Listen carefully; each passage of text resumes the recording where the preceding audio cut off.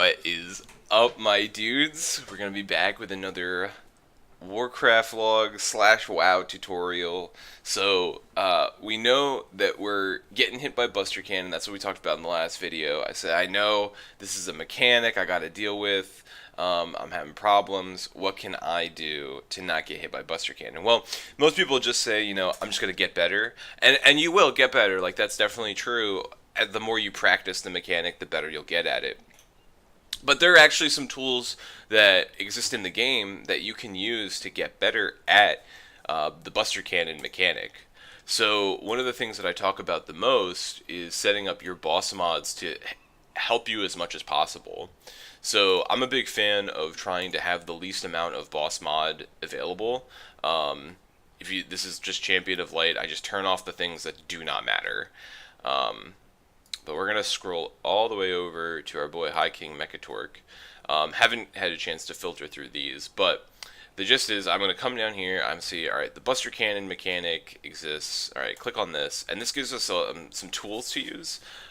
Things like emphasize on me. This will put a little message at the top to say if you have it. This is really good for like debuffs, like Hex of Lethargy or Liquid Gold. Or Death's Door. All three of those are really perfect examples of this, where you want to be notified that I have this debuff, and this is really good. But here for Mechatork, for our Buster Cannon, some people like the countdown. I started with the countdown, but I typically only like countdowns, one countdown per fight, because I can only process one countdown per fight, and so I usually save it for like a spread or stack mechanic. But the really important one here is the sound one. So I'm gonna make sure that this one's enabled. And what I try to do is you could pick any of these sounds. These bigwigs ones are probably ones that you're most familiar with, and you're probably most likely to tune them out. So what I like to do is I'll come in here and I'll set them up to some sort of sound that works for me. So I like the bike horn. When it comes to some silly mechanic that you just have to dodge. So yeah, it makes a little fun little bike horn every time High Tinker Mechatork starts casting. I think I use the exact same bike horn for Mithrax and Old Deer when he started like shooting the raid. You just want something that is. It's really nice to do this because eventually you'll learn the mechanics via the sounds. It's also really nice to do this when you're really consistent about it across different bosses, right? So yeah, I can set the bike horn when it goes off. I will make sure to move. But now every time I hear bike horn, it's not the bike horn. The bike horn is not related to Buster Cannon itself. I mean, it is related to Buster Cannon itself, but in my head, whenever I hear bike horn, I know look up and avoid something. Look up and avoid some sort of mechanic that's going to shoot out at me. A lot of the same thing can be said for mechanics that swap to ads. For Champion of Light, when the Seal of Reckoning goes out, that's when you have to swap to the ads. I really like this moan. It sounds really stupid, but it's just so distinct. You know exactly what to do when this happens. So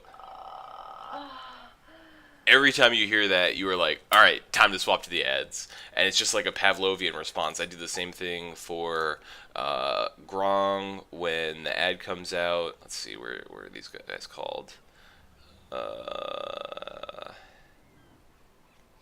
I can't remember what they're called, but I know in King Rosticon when the Zombie Dust Totem comes out, I have the exact same one. I use Moan. So that's really helpful to me because whenever I hear that sound, I know there's an ad I have to swap to. And it doesn't matter what boss we're on, or what tier we're on, or what raid we're on. I know I have to swap to that ad. So that's really helpful for trying to learn these mechanics. Another thing that we like is weak auras. So I have pulled this one up. So this is the Mechatork Buster Cannon. I've pulled this from wago.io, and you can pretty much what this does is it says Mechatork Buster Cannon on, and then insert here would be the player that he's targeting. and it's really loud. It's really annoying. It's in the middle of the screen, and if you if you get hit, or if you don't know that there's a Buster Cannon coming when this happens, something's gone clearly wrong.